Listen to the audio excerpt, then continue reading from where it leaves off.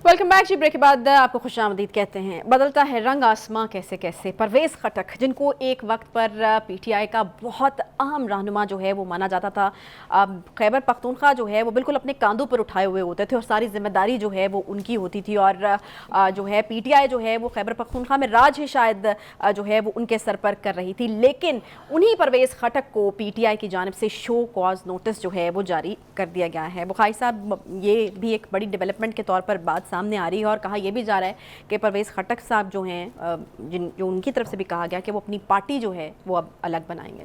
देखिए, इसका इजहार तो उन्होंने 8 जून को कर दिया था। 8 जून को बाकायदा उन्होंने कहा था कि मैं अपनी पार्टी बनाऊंगा, और ये भी दावा किया जा रहा है उनके हलकों की तरफ से कि 50 के करीब एमएनए और एमपीएस उनके साथ हैं। अच्छा, बड़ी तो तरह ये बहुत बड़ा सेगमेंट है एक वहाँ का।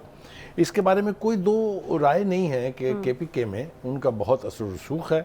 पहली हुकूमत भी उन्हीं की वजह से बनी थी, हालांकि बहुत बड़े चैलेंजेस थे। जेयूआई और पाकिस्तान मुस्लिम लीग नून अगर इकट्ठे हो जाते तो शायद पीटीआई को वो स्पेस नहीं मिलती, स्पेस ही ना मिलती। उस वक्त भी इन्होंने साथ दिया था। दूसरी दफ़ा भी बहुत कम रवायत है, तारीख में ऐसी रवायत नहीं है कि एक ही पार्टी को कंसिस्टेंटली दूसरी दफ़ा लोगों ने वोट दिया हो केपीके में। लेकिन वो उसका भी क्रेडिट आपको खान साहब, अपने परवेज़ खटक साहब को देना पड़ेगा। मगर खान साहब को कभी भी एक स्ट्रॉन्ग चीफ मिनिस्टर नहीं चाहिए था, ना केपीके में ना पंजाब में। लिहाजा कुराए फाल किसके नाम निकला? एक बुज़दार साहब और दूसरे महमूद खान साहब। दोनों आपको पता है यसमैन भी बहुत मेरा ख्याल है वो उसकी भी थोड़ी बहुत ही गैरत और इज्जत होती है या उसका कोई स्टांस होता है। इनका तो बिल्कुल नहीं था। जो फरमा दिया जाता था पार्टी के चीफ की तरफ से वो करने दौड़ जाते थे।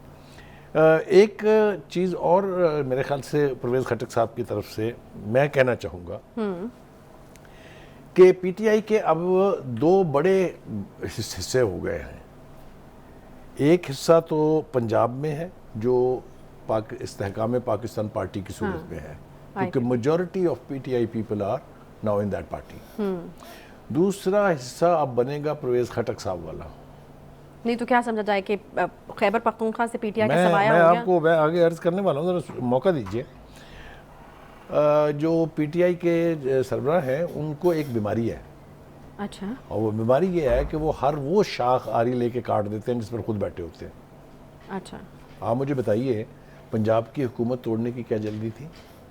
और क्या मिला तोड़ के? जिल्लत, रुसवाई, खारी। यही केपीके में हुआ।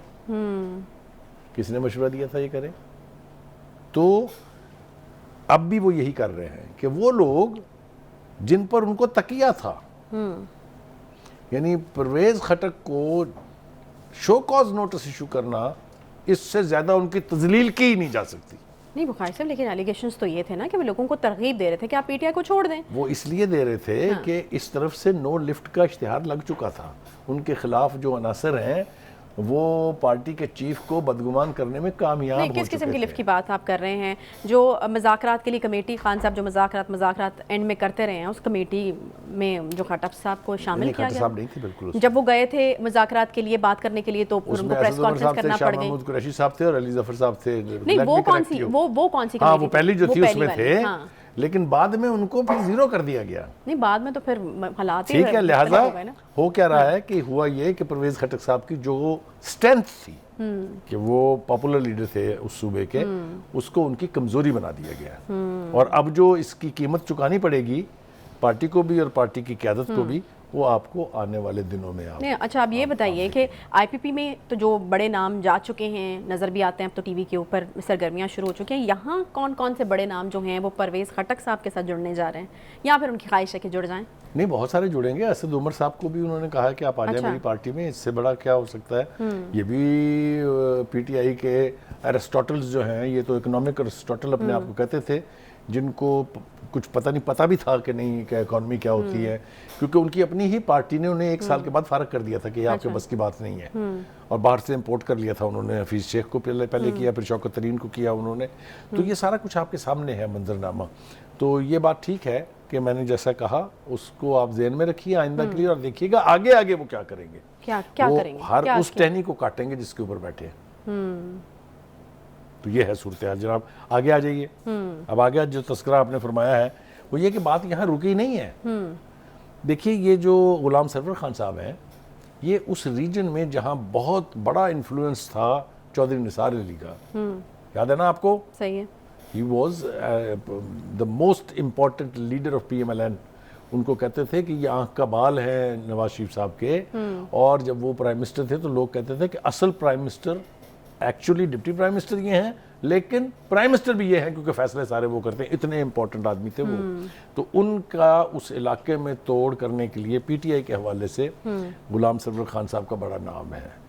पुराने वेटरन पॉलिटिशियन हैं, बेटा भी उनका MP है, वो भी हाथ बांध गए हैं। लेकिन हालांकि एक ही रात में बांध गए हैं। हाँ, बड़े मैं अर्ज करूं कि वो हाथ तो बांध गए हैं, लेकिन उन्होंने पाकिस्तान की जो तबाही फिरवाई है, कल भी हमने उसका तज़किरा किया था, आज फिर करते हैं, कि उन्होंने PIA के हवाले से वो बयान दे के कि पाकिस्तान के इस एयरलाइन के जो पायलट्स हैं उनके लाइसेंस 2 नंबर है, अरबों ने खरबों रुपए का नुकसान तो यही कहा जा सकता है कि फितरतन जरा जल्दबाज किस्म के आदमी है, वो भी फैसला जल्दबाजी में स्टेटमेंट दिया, और ये भी हम देख रहे हैं कि दूसरा पार्ट है जनाब हुमायूं अख्तर खान, हमारे दोस्त हैं, बहुत हमारी अच्छी याद अल्लाह है उनसे, खानदानी लोग हैं। उनके वालिद जो है आपको पता है वो जो सानहा हुआ था जिसमें ज़ियाउल हक की शायद यानी ज़िंदगी से हार गए थे, वो बाजी ज़िंदगी की, उसी में इनके वालिद भी थे। ये फौजी बैकग्राउंड के लोग हैं और फौजी कॉन्स्टिट्यूंसी जो है, चाहे वो रिटायर्ड है चाहे वो सर्विंग है, उसको ये रिप्रेजेंट करते हैं। सही ढंग के आदमी हैं, इकॉनमी के बड़े माहिर हैं। उनकी जो अप्रोच है इकॉनमी के हवाले से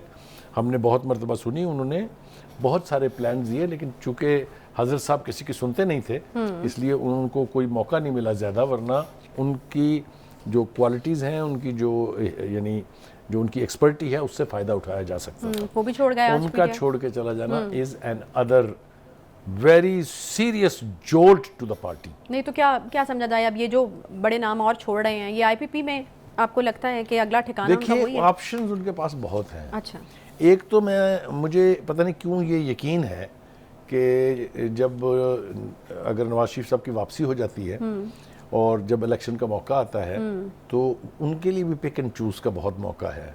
अच्छा, जैसा मैंने कहा, Ghulam Sarwar Khan is one important person in Taxila and Wah का जो इलाका है वहाँ पर। इसी तरह जो फौजी कॉन्स्टिट्यूंसी उसमें जो अपने हुमायूं अख्तर खान है, इनका बड़ा इन्फ्लुएंस है। मैं ये नहीं कह रहा कि यकीनी तौर पे वो इन्हें ले लेंगे, लेकिन मैं कह रहा हूँ कि उनके पास ये चॉइस है, क्योंकि वो जिसको भी ऑफर करेंगे वो बाकी पार्टियों से ज़्यादा फौकियत देगा अब पाकिस्तान मुस्लिम लीग ने उनको बदलते हुए हालात में। यानी और आप ये कह रहे हैं कि PTI छोड़ने से इनके वोट बैंक पे भी फर्क नहीं पड़ेगा क्या? इनकी अपना देखिए, वोट बैंक मैं है? एक बात फिर आज जिम्मेदारी से ये कह रहा हूँ, जो PTI के टिकट पे जीता था विद वेरी फ्यू एक्सेप्शंस, उनमें से किसी का वोट बैंक नहीं था।